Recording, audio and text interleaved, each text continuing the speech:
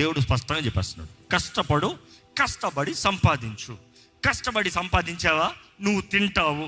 ఈరోజు మనం అంటాం, నేను కష్టపడను, నేను తినేయాలి, నేను దేవుని నమ్ముకున్నాను కాబట్టి నేను కష్టపడను, things have to go. No, this is a part of life season time plan. ఇది దేవుడు నియమించాడు, కష్టపడతావు, తింటావు.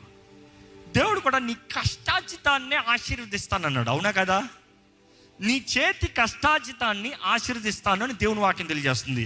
కానీ దేవుని బిడ్డలు అనేవారు ఎలాంటి వారు తయారయ్యారంటే, నేనేం చేయాల్సిన అవసరం లేదు, కష్టపడక్కర్లేని దేవుడు ఇచ్చేస్తాడు కదా, కాబట్టి నేను సుఖంతో తిని పడుకుంటాను, నాకు వచ్చేయాలి. ఏలియాని పోషించిన దేవుడు నన్ను పోషించేయాలి. there is a season of break, trauma, pain, but then if your life is totally going like that, you are on the wrong channel. Simple. ఏదో ఒక సీజన్కి నువ్వు చేస్తున్నావు అంటే సరే, కానీ నువ్వు అంటున్నావు జీవితం అంతా దేవుడే నన్ను పోషించాలి, నేను ఏమీ చేయను.